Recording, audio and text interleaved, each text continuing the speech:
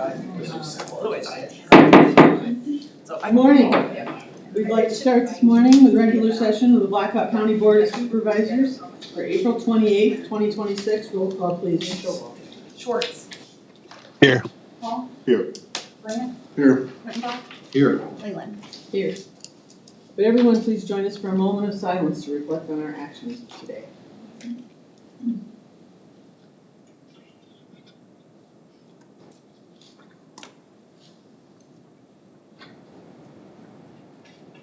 Thank you. Would you please join us for the Pledge of Allegiance?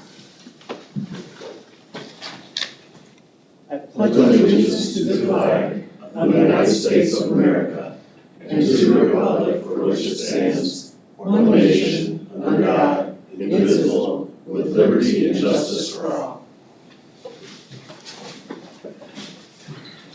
Item number 1 is the agenda received as proposed or as amended. So moved. Second. All in favor say aye. Aye. Aye. Opposed, same sign. The agenda is received.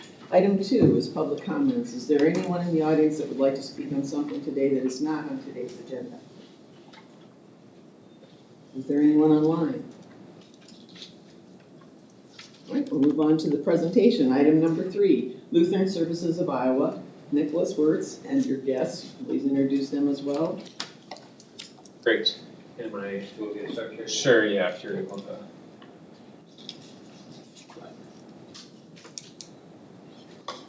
Awesome. Well, good morning. Thank you so much for the opportunity to be here today. My name is Nick Wirtz, and I serve as the Vice President of Programs for Lutheran Services in Iowa. I'm here today with a few of my colleagues, Laura Taco, who serves as our Director for Immigrant and Refugee Services, overseeing all of our services across the state, and Umar Baldi, who serves as our local leader here in Waterloo and Blackhawk County, supporting immigrants and refugees. So excited to share an update with you today about what LSI is doing in Blackhawk County, and specifically around our immigrant refugee programs. As you may know, we are an organization who's been serving Iowans for decades, 160 years actually. Last year we celebrated our 160th anniversary. We're proud to have actually been founded by immigrants, German immigrants who started children's homes after the Civil War, and have continued to work with children and families all across the state of Iowa. We have offices all around the state, working with families, children, and local communities to meet the needs of Iowans. We provide a variety of different services, including early childhood home visiting services, foster care and adoption services, our immigrant refugee program, as well as mental health services and services for people with disabilities. We've been here in the Cedar Valley for many years. We're proud to have been part of the effort to resettle Bosnians here in the 90s. We've had many different office locations. 2 years ago, we cut the ribbon on a new location at 3640 University Avenue, right across from the U-Haul and the trampoline park, if you know where that is. So excited to continue to be home here in Blackhawk County. Our services here in the county include our services for people with disabilities, which offers respite services, as well as a host home program, which is an alternative to individuals. Instead of being in group care, they can live in a home with an individual that's providing that home-like setting. We also are a leader here in Blackhawk County in providing early childhood home visiting services. So we have staff that go out into each of the major hospitals here in Blackhawk County, making referrals with new parents, doing in-home visiting with hundreds of families every year. We also have in-office mental health services. We have about 5 therapists here in our Waterloo office. We have team members that go out and do behavioral health sessions, and we're proud to partner with the Juvenile Detention Center here in Blackhawk County. So we have staff that are in there working with youth, providing therapeutic support that are in juvenile detention. I'm going to turn over to Amaro, who's going to give you a bit of an update on our immigrant refugee programs here in Blackhawk County. Thank you, Nick. Good morning. I am Omar Balde. I am the service coordinator here for Waterloo in the Blackhawk County. In addition to what Nick shared, in the past fiscal year, we have served about 64 individuals here in Waterloo in the Blackhawk County. 41 of them are part of the refugee resettlement. This includes the newer or most recent resettled people from South Africa. We have 4 clients enrolled in what we call the Match and Save, which is for immigrants and refugees who've been here less than 5 years and are not yet U.S. citizens or saving for their first house or for their first car. We have 1 client enrolled who has already received that match. 11 clients employed right now. We help about 11 clients find employment in the past fiscal year. We have many more in our case management program. 23 clients enrolled in our employment and case management or extensive or extended case management services. About 3 clients have been registered in our childcare business development, which is also in partnership with the Waterloo Community Foundation. With that, I would like to share one of our success stories, which is a video that was put together for us by the Waterloo Community Foundation. Um, And are powerful. They can be a mother, a business owner, and a leader. The program is helping the women to start childcare business in her home. It's focusing on immigrant and refugee. Women can stay home with their children, have an income, and help their family. Feliz de la vida porque siempre me han gustado los niños y he logrado un paso más y gracias a Dios primeramente que se me presenta esta oportunidad de emprender una guardería en casa y así no descuidar a los niños. Many families struggle to find affordable and flexible childcare. Some parents work night shift or different work hour, so regular childcare center do not work for them. In-home childcare provider are often the best option for these family. Many of our provider accept childcare assistance, which make childcare more affordable. Families can receive financial support and still have a quality care for their children. Más que familia es brindarle una mano a amigas, ya que ellos tienen un trabajo y me confían los niños a mí, algunas que no me conocen muy bien y depositan su confianza en mí para que yo le cuide a los niños. Seguir cuidando a los niños con mucho amor y cariño y bueno, brindarle toda la atención que tenga para ellos. Working outside with not knowing English, it is hard. So it's the best option for them to stay with their kids, take care of other kids, and get an income so they can support their family. They go through training of how to manage children. We collaborate with the HHS. Through professional development training, they learn new skills, how to take care of the kids, for their own kids and other kids, business management, communication, improve their business with confidence. I want to say thank you very much to all funders who have funded us for this program, because it has helped us to help refugees to be self-sufficient. Thank you. We really appreciate your support and believe in our work. It helped our community to grow stronger. And I want to say in my own language, shukran. Thank you, and with that, I will pass it on to my supervisor. Thank you. Thank you, Umaro, and good morning, everyone. Thank you so much for having us here today. Hopefully you enjoyed the video. I think it's really powerful and wonderful to be able to see one of the clients that we support. I wanted to share a little bit with you about the challenges that we are currently facing as an organization. So, as you're likely aware, there have been broad cuts to federal funding for programs supporting refugees and immigrants. And so how we've seen that impact our work here in the Cedar Valley is delay in grants, reduction, or contracts being canceled even mid-term. And so we did recently lose actually funding for the main funding that we had for the child care program from the Office of Refugee Resettlement. It was a 3-year grant that was supposed to go for another year and will end in September. Same for our Match and Save program. We've also lost federal funding recently for services for potential sponsors of unaccompanied children that allows us to do home visits to ensure that they're properly placed and follow-up case management and care. I also wanted to highlight the impact of HR 1, or the One Big Beautiful Bill. So We have seen a reduction to access to food assistance for refugees and other humanitarian immigrants across the country. This happened when the bill was enacted this past year, and then in October, we're facing cuts to Medicaid and Medicare, so the health insurance coverage that these individuals have. Most folks, when they arrive, they're able to start working and become self-sufficient, but we do have families that rely on food assistance to make ends meet, single head of household and so on. So this has had a big impact in folks needing to access some of our safety net food pantries and other things in the community.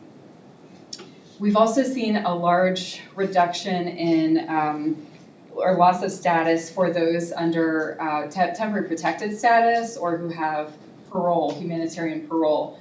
And so primarily that's Venezuelans, some of our Afghan allies, and also Haitians, which we have a significant population here in the Cedar Valley, and our offices serve quite a few Haitian individuals. This has been very challenging also because it impacts their employment authorization. And so changing statuses, changing employment authorization for those individuals. Moving forward, we are turning to our local communities to help support and continue the work that we do in our case management, our child care program. We would like to start English classes locally to be able to serve very early, low-level English learners. So we have presented proposals to the Advancing Together Coalition as well as United Way of the Cedar Valley and are hoping to gain their support as well as doing outreach to local community members. So with that, we'll close. We wanted to leave some time for any questions that you may have for us. We would welcome your questions. Laura, if you had to estimate, you referenced a large Haitian population here, how many ballpark do you think? And I know it's very hard to estimate. But. Yeah, I actually do not know that number and was, but I can get back to you with that. We have served the majority of individuals that Umaro mentioned in our extended case management program have been Haitian. And we have a team member, one of our community navigators is from that community, and so he helps to facilitate those connections to services. Okay. Yeah, mine would be 2,000 to 3,000. Is that what you? Is that what I would think, just based on what I get to see in certain areas? It's from where we have our offices throughout the state. I would say the largest community that I've seen is here in the Cedar Valley. And so when they come up here initially, I know there's a large population from Florida that comes up here. Well, how do they end up getting connected with you guys? I think a lot of it is word of mouth. I don't know, Umaro, do you want to speak to that at all? Yes, most of it is word of mouth. Families that we have served before or through Hawkeye Community College Adult Learning Center. People refer them to us because some of them thought in the past that they were not eligible to take classes there, and so they thought we would offer something like that. So it's just basically referrals from one agency to another. That was a really good question. I think the outreach or how they reach you or how you reach them, I was going to say too. Do they know your location? I suppose word of mouth. For services and things like that, as far as how it works the best? Yes. We take walk-ins, we take referrals from local providers. We also host quarterly consultation meetings with all of our core stakeholders in the Cedar Valley, and so that's an opportunity where we can share about services and what's available for referrals. I was going to say, would you expand on that a little bit, because I know those quarterly meetings are where we connected. Yes. Initially. So it's a requirement of the Refugee Resettlement Program and one of our employment programs to hold these consultations. But really it's a chance for us to connect with local government, public safety, the school system, and all public health, all of those key stakeholders to come together, hear updates about the resettlement program and immigrants in the community, and then to discuss how to best support folks in becoming self-sufficient and integrating locally. So we would love to have you all at the next one. Yeah, when's that next one? No date yet, but we will let you know. That's all I have. This is Chris. I was very appreciative of all the work LSI is doing. My mother was a therapist for LSI in your Dubuque office for years until her retirement. I was wondering if you receive any support from some of the large employers of refugee and immigrant populations like Tyson. Are they stepping up with financial support this time since they receive such a large benefit from this community? We have received some funding from Tyson through a pilot program a couple years ago, but not currently. We do not have any employer support currently. I think we are restarting some of our employment services that were on pause when the refugee resettlement program was suspended in January of 2025, and so that we have been doing some employment, but that will be expanding. So we would certainly welcome any connections to employers. I would also say for our childcare program, one of the challenges is finding landlords that are willing to allow individuals to open in-home childcare centers. So connections to landlords, to employers are always very helpful. So for funding, I guess, would you explain a little bit more, like how you're funded, or like say you've had a lot of cuts and changes in your program since 2025? Yeah. And so what you're doing now as far as to reach out for those resources? Yeah, most of our funding is federal funding. We do receive some state funding, but that's the majority, I would say, is pass-through funding from the federal government, and so through the Bureau of Refugee Services. Some of that has been impacted as well. Some of the RSS set aside funding for particularly vulnerable groups such as seniors or youth, refugee youth programs. So it really is, we saw some of those cuts last year, but coming up in October with the new federal fiscal year, unfortunately, we continue to see more, and there is a lot of uncertainty around what funding will look like even for the resettlement program and for the extended case management services that we have. We expect that we will have at least a no-cost extension through January, maybe longer. The question is, if there's no new supplemental funding, how that's going to work. So there's a lot of questions that are ongoing. And I would just add that part of the reason we wanted to be here today, I think a lot of local communities don't realize historically how much federal support has allowed services like ours to exist. And so we wanted to bring that to your attention. It really is a pivotal year for LSI and other immigrant serving organizations, whereby by October, we need to find more local investment in our work for that work to continue. So I know we're not here today to present a proposal, but should that opportunity become available, we would love to present that to the board. We've done that in a few other communities, so please let us know if that is a possibility in the future. And I also forgot to mention, we wanted to thank you as well. The board did approve a recent small grant for the program you saw highlighted in the video to help purchase safety gates and some things for our in-home providers, so we do appreciate the support you have provided. Any questions? Thank you very much for coming. Like I said, when you reached out, I know for the quarterly meeting, I just thought it was something that I thought too, we'd all benefit from learning more and hearing more about it. So thank you very much for coming today and sharing the information. Thank you for the opportunity.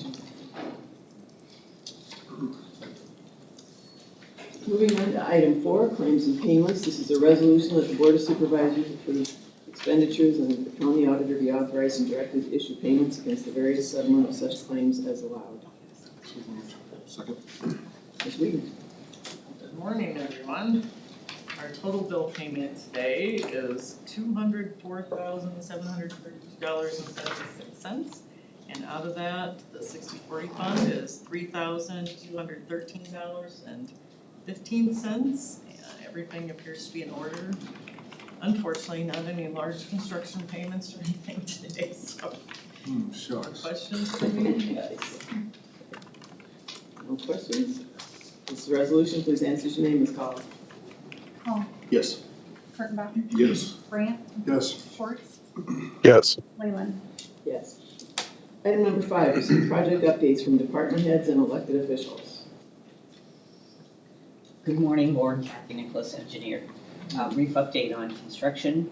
Dyser Road is still closed, and this is primarily north of the quarry for about those 2 miles north of the quarry. We are working on 2 bridges, and border construction, we anticipate that work wrapping up hopefully by the middle of May, weather depending.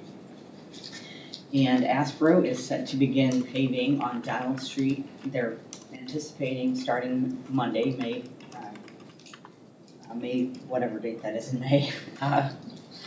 Again, this is weather permitting. And the road will be open to a pilot car, so they will be milling, and then there will be an overlay, and we do anticipate that work going until the middle of June, weather permitting.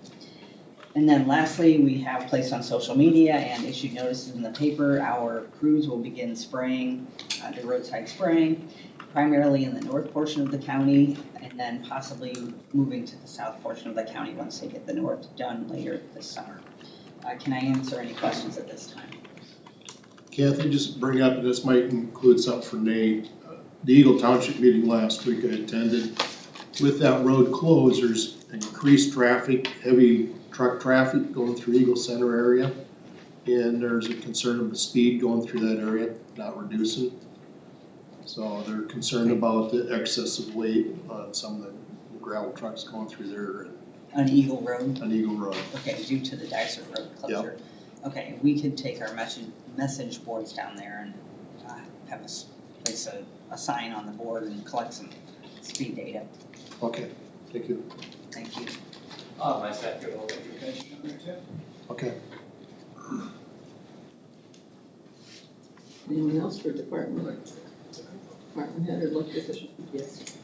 You IT director. We recently met with, a group of us met with Marco to discuss the AV system in this boardroom. They are going to update a quote and provide that to us hopefully here soon. But where they landed was we will probably go back to the gooseneck mics because the ceiling tile mic is not appropriate for a room this small to get the audio acoustics for everyone so they can hear. So hopefully here soon, today or tomorrow, they'll get a quote back to us and then present that back to the board and kind of decide where we should get, what decision you'd like to make. And Supervisor Leyland and Brandt and Michelle and Mike were also on the call. So I think you guys would like to comment about. No, I was gonna say, they just were, to me, accommodating, and they want to find a solution that worked for us and realize that it wasn't, and we weren't happy with it. And some of it we said too was the owl was picking up a lot of sounds within the room that were distracting or taking away from what we thought was the experience of hearing each other on Zoom as well as the people in the room, so it seemed the direction to go for now. Gonna reduce, I think, some of the costs even for the things that they had included. Yeah, I think they're going to not charge us any labor, so it's really just equipment. So they do need to add a piece of equipment to get it. Because technically we have, the equipment only can handle 8 channels, we technically have 9 with this podium. So they're gonna add an additional amp or something that will allow for that. So a little bit of room for expansion in the future. And it sounds like this mic will probably be a wireless mic, so it has the option to have some flexibility if we have folks in the crowd that can't make it to the podium. Yeah, maybe. I'm not sure I'm sold on that yet, but yeah. I know we talked about that flexibility and having something that could travel a little bit, but I said now we have so many more conference rooms also that, you know, as far as setting up new spaces for maybe legislative sessions, and they'd come in here and I'd sit at the table and then people would have to pass them away to each other. But I said now that we have more conference rooms, and I'm not sure if that's something that we needed in here to be able to pass it or not. But they were gonna build it in as a, here's what we could do. Yeah. Up to the board. And in another update, we had, knock on wood, we had a near perfect server migration. Yeah. So it was a big relief. So pretty pleased with the first half of the server move. But we have the second half this Saturday. So that will start at 11. FYI, Hawkeye Alarm will be here at 8 to cut over the state connections. So they are all aware, so this will affect the courts, correctional facilities, anyone that uses the ICN. Shouldn't be that big of a deal because they won't be working over the weekend. So we're hoping for another successful move, and then once that is finished, then we'll just have that final cutover where K&W has to do the electrical cutover, and that one we'll coordinate that here soon. We'll have a meeting about that, but that one will take down the entire courthouse, and so we will have some generators to kind of keep the infrastructure alive for sheriffs. They anticipate probably a 5 to 8 hour work window, so it's going to be a process. Are they here working this morning? I was gonna say Hawkeye Alarm, I think. They are here, yep. They're kind of doing some last second looks, yep.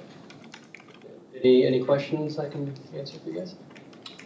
I don't think so. Okay, thank you. Anyone else in the room? Anyone online that has an update? We'll move on to item 6, minutes approved, special budget and regular sessions held on April 20th, 2026. So moved. Second?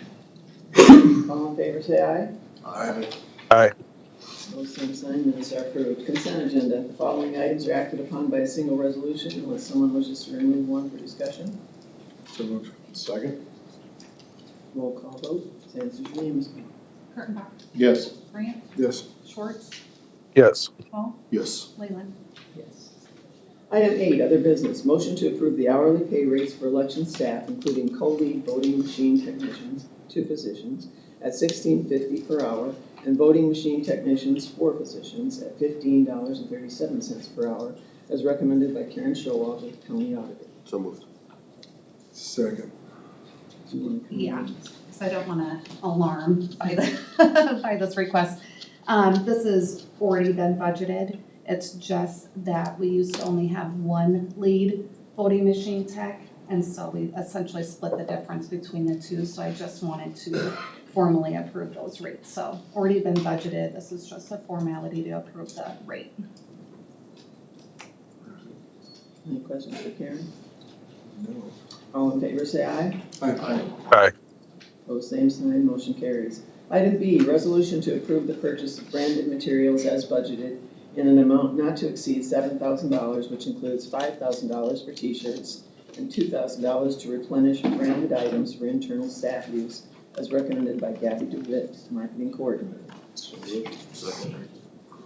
Good morning, Gabby DeWitt, marketing coordinator.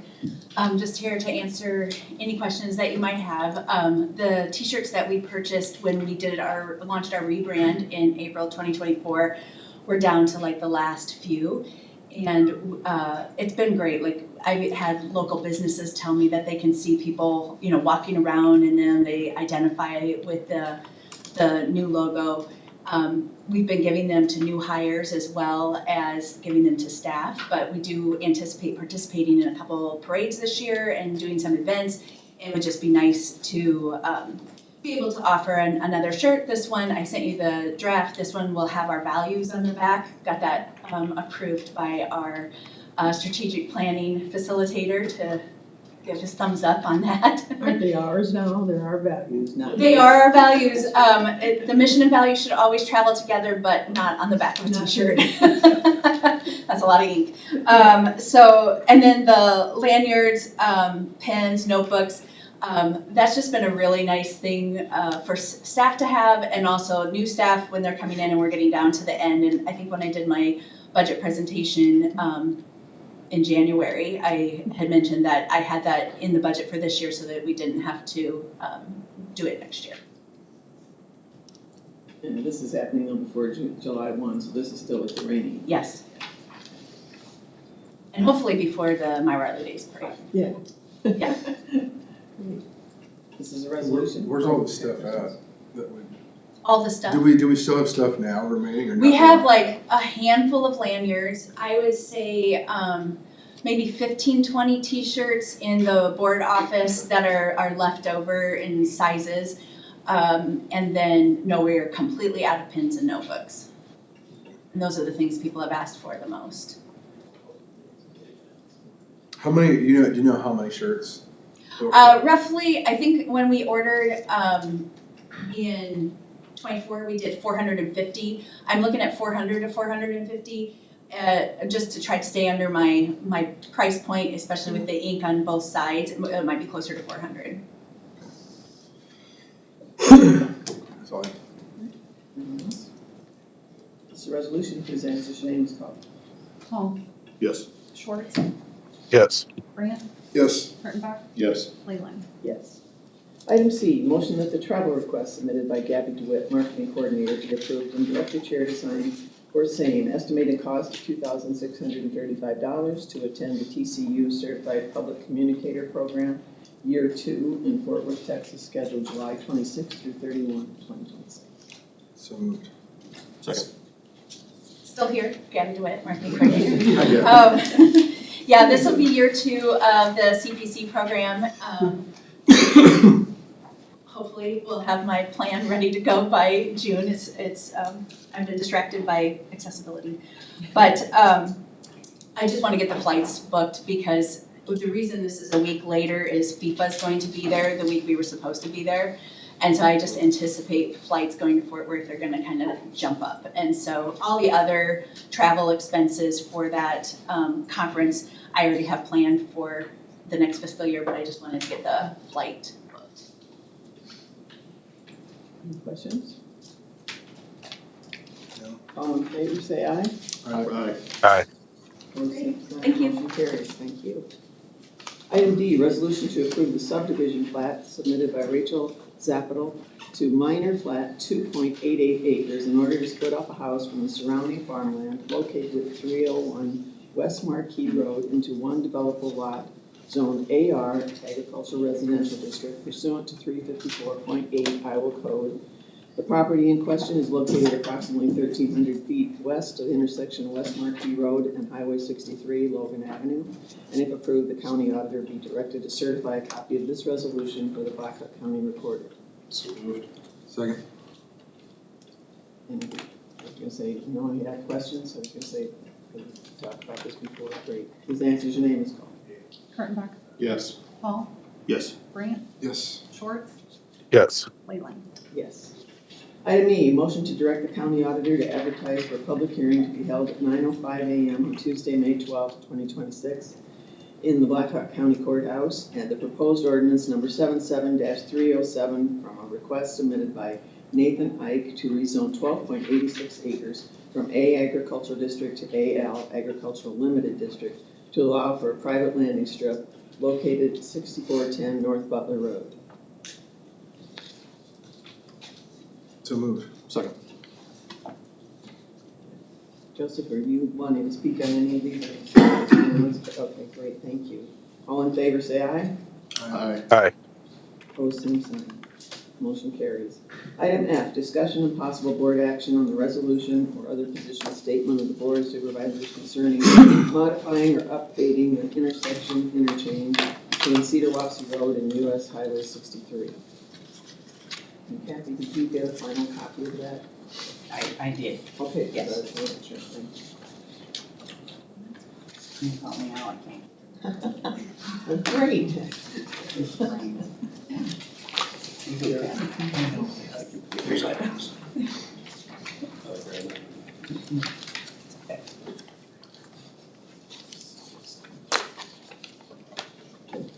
Okay, good morning again, Board. Kathy Nicholas, engineer. I was asked I talked to you last week in my updates about my thoughts about the intersection at 63 and Cedar Wapsie. I had been to the public meeting by the Iowa Department of Transportation just a few days before, so I shared some of my thoughts with you.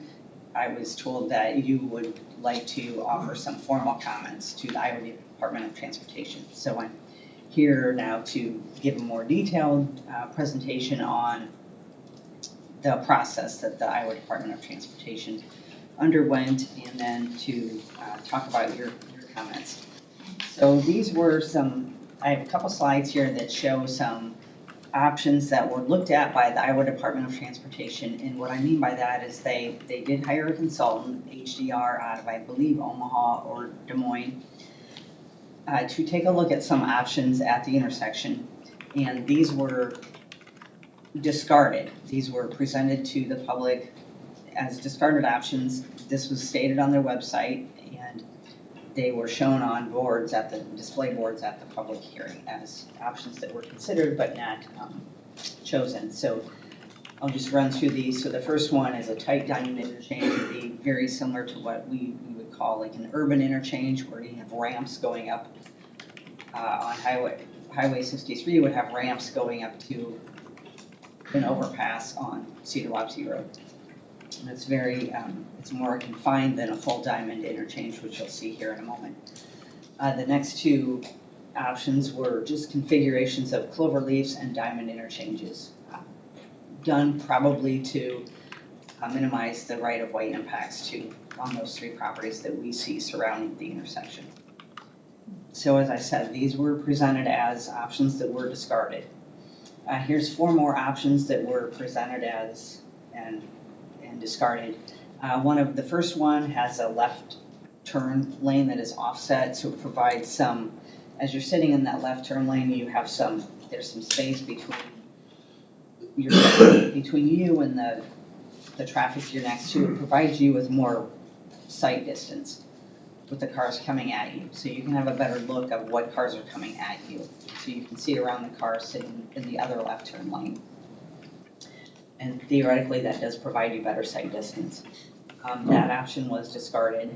Then we have another option with some acceleration lanes, another option with widened lanes, a widened median, so that there's more room, perhaps more room in the intersection here in the middle.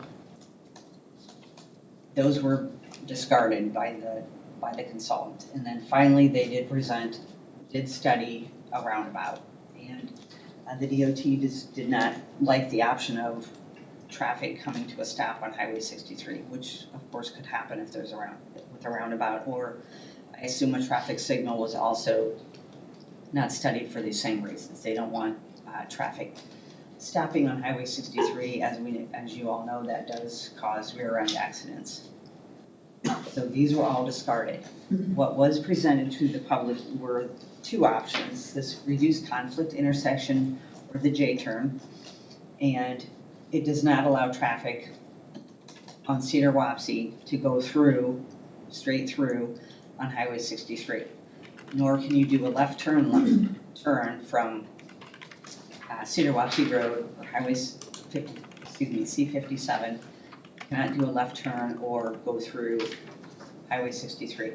Rather, you have to turn right and then take this J-turn or a U-turn, and then you are allowed to go forward, go straight, which would have been a left turn movement, or you can turn right, which would have been that through movement on C57. The other option that the Iowa Department of Transportation presented was the standard diamond interchange, and like I told you last week, most drivers are very familiar with this option. It's considered the safest, the most expensive option. This was priced at about $29 million by the Iowa Department of Transportation. They did not give us a date on when it would be complete if it were selected. Going back to the J-turn, this option was priced at about, I believe it was $2.9 million, and it could be completed in 2028. So I told you last week that I did have, after attending the meeting, looking at these options, talking to folks, talking with staff, I do have some concerns. Concerns that large vehicles would not be able to make the J-turn due to the tight median, due to the tight turning radius that the median provides today. Those vehicles would then be having to get up to speed, get out of the way of the vehicles coming, towards them, or following them, I should say. We at the county, we see this decision as more than just an impact at this intersection. We believe by placing the J-turn in there that it's going to have impacts on some of our other roads, particularly to the west on Wagner Road, with Wagner Road and Dunkerton Road intersection and Wagner Road and C-57 intersection.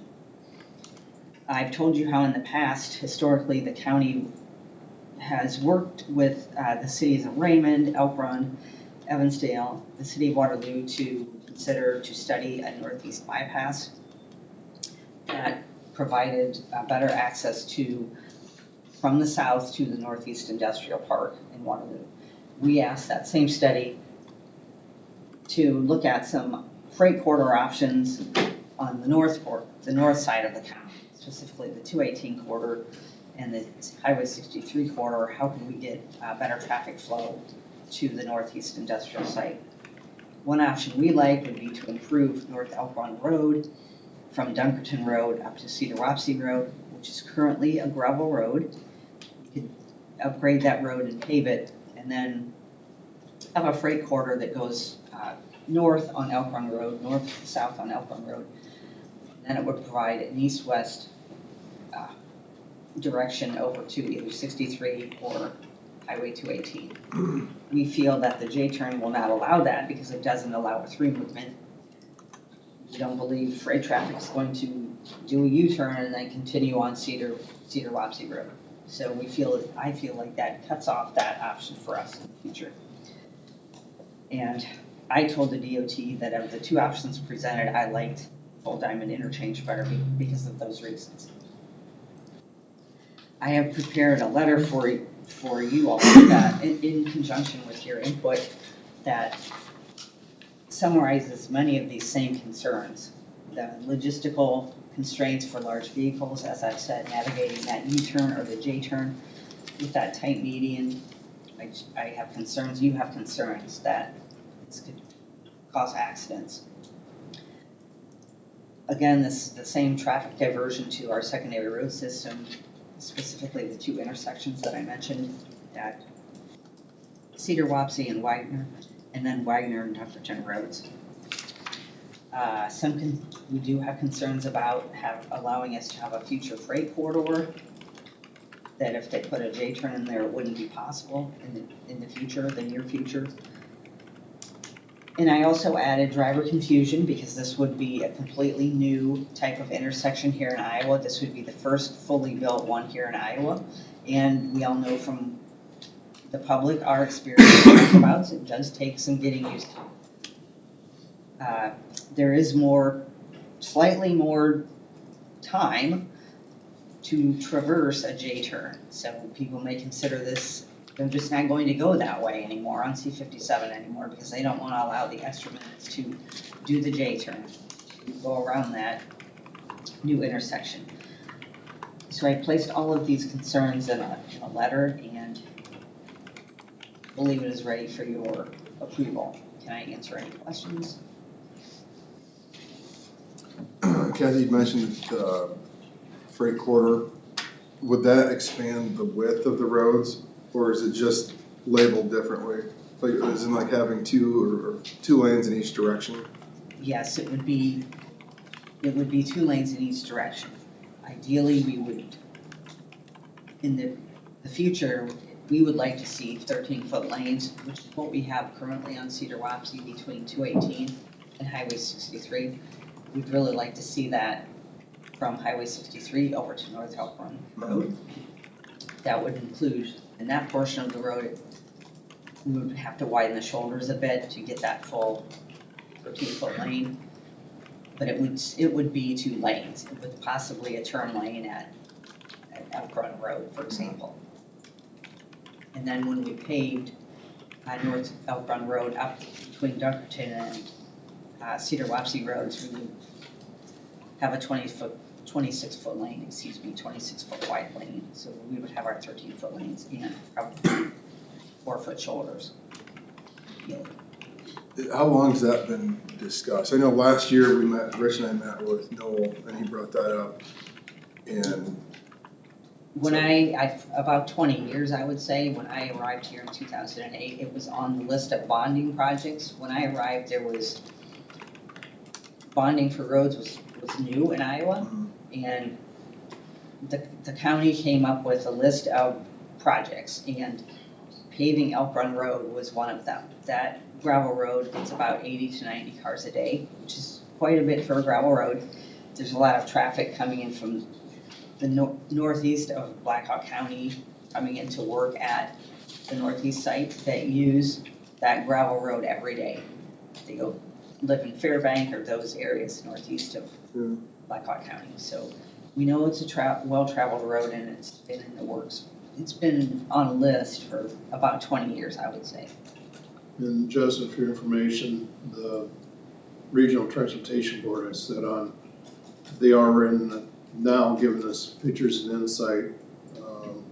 I can't tell me how soon about that interchange coming off by Alpern Heights and putting a roundabout in on Dubuque Road, on that road, and going in to the north side of Raymond for another roundabout part of that bypass. So that is in the works. Yeah, How soon you're talking, that was. I told you in our 5-year plan in 2031, we are programming to work with the city of Waterloo and put a roundabout at Elk Run Road and Donald Street. That's all part of that. It's all part of that same corridor improvements. With how much, with the tight diamond seems to me to make the most sense because it's not gonna encroach on someone's property. I see there's a property roughly at Cedar Washington 63, I don't know, less than 300 feet from south of Cedar Wapsie. So I think, you know what I mean, with that wider interchange, it's gonna effectively have, well, I guess, would their plan be just to buy out that property, tear it down? So I don't know all those details. I'm not privy to why they discarded the tight diamond, or excuse me, yeah, the tight diamond interchange. Did you hear anything about that, Rich, at the public? Yeah, it was kind of, I thought it was kind of phony, because you're sitting there talking, they're suggesting this reduce conflict, the J turn. And you also have a problem with slowing down and speeding up in that kind of scenario. So they're saying that there's a reduced space on the tight diamond, so that's why they didn't want to do the tight diamond. They use that primarily in urban areas. And part of the cost, and they're talking that 29 to 30 million, was part of the property buyout as well. So if they didn't have to buy the properties out and use the tight diamond process, I think it would be considerably less. But in our conversations with them, that was not something they were readily wanting to consider. So, but it makes like most sense to me as well. So it looks like we really ended up though, I think, with the cheapest one as what they proposed. And we could do it quickly. I mean, I won't take that away from them. They were thinking they'd do something and could have it done in 28. But with the low cost that nobody seems to be happy with, from the farmers or the people, semi-drivers that I talked to over the weekend, and that type of thing versus, which I call the Cadillac one. I get that, it's $30 million, that's a lot of money, and we thought maybe it was like 10 years off. But I wondered about the tight diamond as well. It was like, I said, were the costs shared with everyone, what those cost options would be, what the timelines would be, and that type of thing. It didn't seem like we kind of had some of that information available. they would, these 3 properties around the interchange, they would have their access cut off, so they would have to have, so you can see there would be a ramp right in front of their existing driveways, so they would have to build them much longer driveways. And I know that probably may not be desirable for some of the people, so they may rather just have been bought out. I believe one of the homeowners there did say that they would rather build, they own a large piece of property, they would rather build further away from the interchange if they were given an option. So the letter I think you put together was excellent, but I was going to say it was really saying really, we're just asking for more time, additional study, more collaboration with the county, what plans we've got in that area and things going on as well. And like I said, the people that I know I've heard from since last week when you talked about it are saying either they'll use a different route, they won't be doing this, and these are some of the drivers that are saying they won't do it, they go somewhere else, they don't think it's safer to do that J-turn, as well as all of the, like I say, ag vehicles and stuff that you mentioned, and nobody can cross the road as well. So they're coming up with the reasons, I think, for it not to be used, so I would think more public input might be helpful. This is what they're weighing, I guess, at this meeting, but I know it's up to them, they do this all the time. But if nobody's supportive of doing a J-turn, and it's the first one in Iowa, it doesn't seem to be a good reason to do it. I see it as, I'm tired of seeing tax dollars wasted.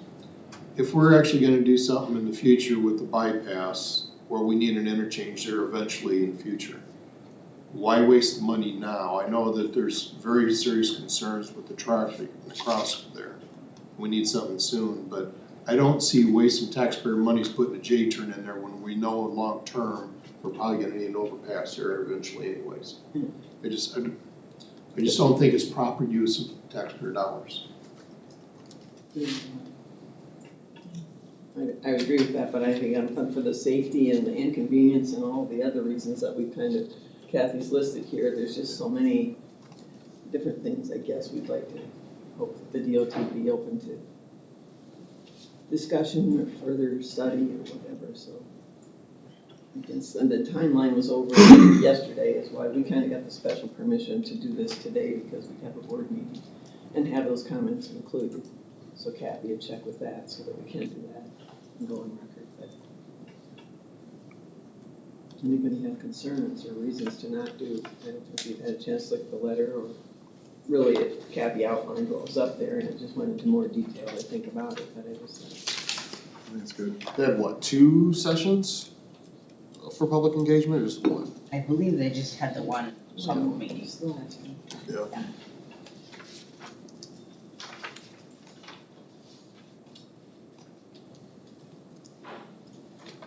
So if we wanted to encourage people for output, we certainly could get and say what their comments are if we needed to, but I think DOT could do that as well, so. Oh, yeah, for If sure. they wanted to.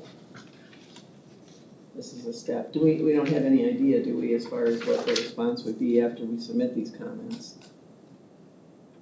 I don't know. They will issue some report after. I can certainly ask that question. What would be the next steps? I don't know what the next steps are. Discussed a little bit that Kathy can almost use this letter and meet with Maria and talk to them about something, getting kind of something in the, online or out in the public, making the public more aware of it, people that are using it or talk about it too. So. Yeah, I think that point in this letter, I think, is an important one, that we would request continued collaboration with the county and residents. That seems like it should connect with DOT, because they don't really want to build roads and intersections that folks are just gonna not use and avoid and cause a whole bunch of other ripple effects. So there's a way to do this the right way, and it requires engagement. So.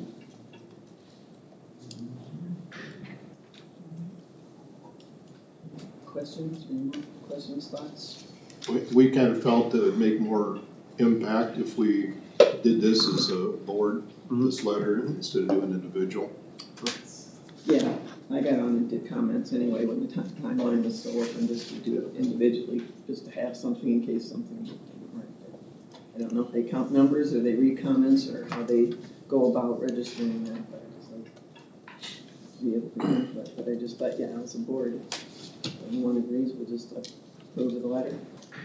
I'll make a motion to approve the letter. Second. This resolution, please answer as your name is called. Hall. Yes. Grant. Yes. Kurttenbach. Yes. Schwartz. Yes. Leyland. Yes. Item 9, legislative update. This is discussion on pending legislation. nearing the So time. we are being told that the legislature is looking at wrapping up this week. Wanted to bring up one bill that was passed last week, sitting on the governor's desk. Senate File 2430, it's an act relating to display of flags and half-staff and public buildings. But I asked some of the staff to give us some input on this. I haven't read the bill myself, but we were led to believe by one of our Zoom meetings with the other counties that now this would also require us to put flagpoles up in all our buildings that the county owns. Roads, all those that don't have a flagpole now, we may end up having to spend money on. So I don't know if staff had any chance to give us an update on that. Good morning, Board. Rory Giving, Facilities Director. Well, just wanted to thank Richie for bringing this to our attention. We had not heard anything on this yet, so this morning we did do a little bit of investigation on it, and it does look like this applies to all public buildings, and it requires that both the flag be displayed and that when asked that it mandatory half-staff compliance with that flag. So it sure looks like to me that it would pertain to road garages, shops, support service buildings, essentially anything that means a vertical improvement as defined in code section, it's Iowa Reinvestment Act, it's 15J.2. And the definition for vertical improvement means that a building that is wholly or partially above ground. So I guess at this point, I would recommend that we have our legal review this and see if Mike is in agreement. That may mean we've got to buy a bunch of flagpoles. Yeah, for us in facilities, it won't be too bad. We'd be looking at probably JCS building because our Pinecrest building, our jail, our courthouse is already sufficient. But would it mean like say intake building for the sheriff's department or secondary road shops and conservation? Those are some of the areas that I think we need to get some answers on because it could be a considerable investment. Just a real quick research, anywhere from $1,500 to $3,000 per pole. And that would be using a sleeve, not concrete. If we would have to do a concrete base, that would escalate that cost just a bit. Surely this would be a state-funded mandate, right? No. No? Oh, no. It's all That's good. We'll send you down to work on it. Any questions on Well, any of that? we wouldn't need to actually put up new poles like in the shops areas, maybe. That's what your question really is we have to do new ones. It has to be, from what I understand, you have to be able to place the flags at half staff. That was the So issue. whether that's a pole or some other means of doing that. You try smaller flags. Yeah. I don't believe it mentioned any requirement size of flag. So that could be an option, but no, Alright, I know- again, we started looking at this just recently, and so we do need to do a little bit of a deeper dive to see how it's gonna impact us as a countywide with all of our structures, but just at a quick glance, that's what we found. Won't know until we get that final legislation piece done and then we Yeah. do what we gotta do, so. I don't know, hopefully that helped. If you got any other questions, let me know.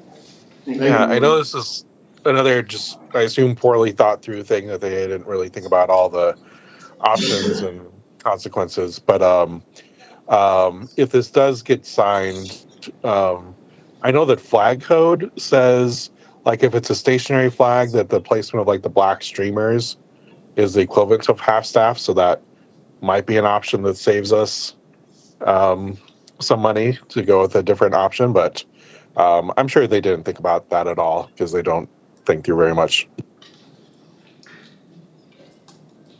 And let's see when that's over. Oh, geez. Yeah, we're just, we're waiting word this week now as far as any movement on the property tax bill. I got 2 lobbyists who are supposed to be texting me as soon as they know what's happening with it, so I guess we'll stand by and wait to see what's gonna happen here.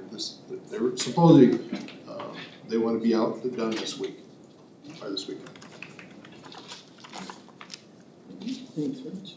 Item 10, work session, discussion, possible board action on the consideration of all aspects of the fiscal year 27 Blackhawk County budget. This is probably the final time we'll have it on here unless the legislators change our budget or something, right? Do you have any comments, Michelle? Nope, I'm watching, the Senate isn't even meeting until 10:30 this morning, so I know the House sent their version of property tax reform back to them, and they're not very close, so. Maybe they won't agree not to agree this year. Yeah, wait till next year. Yeah, so I will plan to likely get the budget, go ahead and vote it, assuming we're not gonna see any changes. Thank you. Item 11, any reports or information from the board? Just let everybody know this afternoon, Workers' Memorial Day event is happening at the Blackhawk Labor Temple, 5:30. That's at 1695 Burton Avenue. During that ceremony, they recognized, I think there was 32 people, workers that went to work last year, the calendar year, not able to come home due to being killed at work. The other thing is, this past week I've been attending the township meetings. Again, had some amazing meetings, visiting with these folks, and can share with you there is more desire by the townships to know more in the county services. That was very evident. I had 2 meetings last night and 1 meeting last week at Eagle Township. It's amazing how much the folks seem like they're getting more engaged with county services and their role as trustees. Are there particular services they were interested in?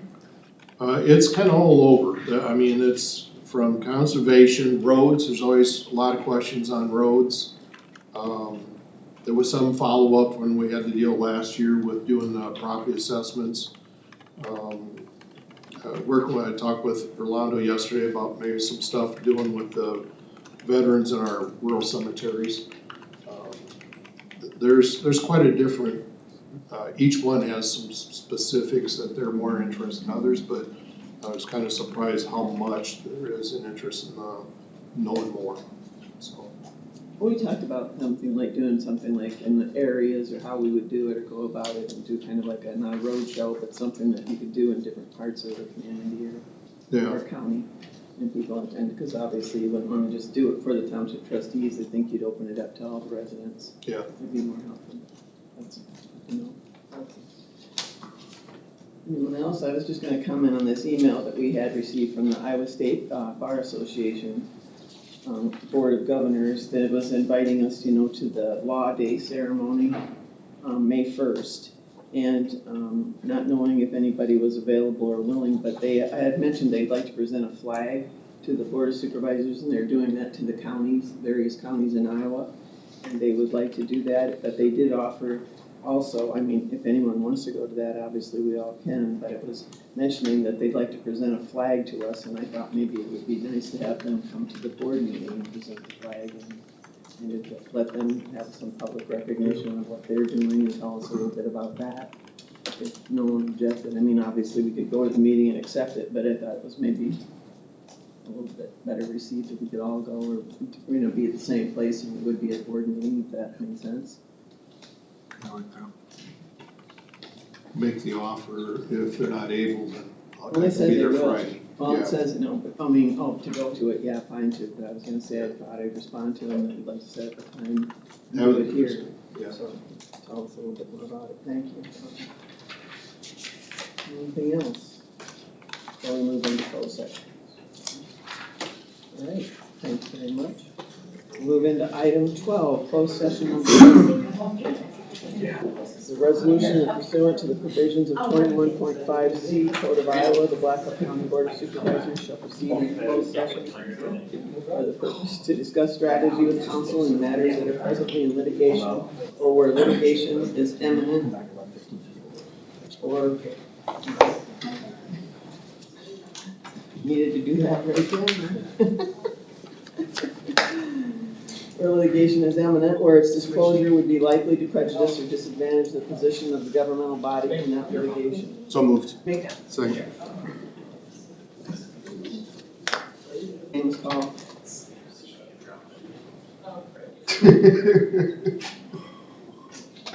What's that about? People know the closed session. What did he have? What's so important? He had anything from home? Oh, he was leaving, he's gonna come back. It was follow up with another concern. Michelle, you wanna call our names? No? Yeah. Oh, sorry. Carol's doing the tape anyway. I was asking Michelle, she wanted to call our names. Carol's changing over to getting ready to do the tape. No, I said I didn't know who they were. She didn't know who was here.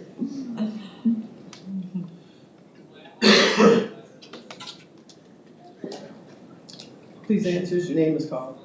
Paul, Yes. Kurtenbach, Yes. Brandt, Yes. Schwartz, Yes. Leyland. Yes.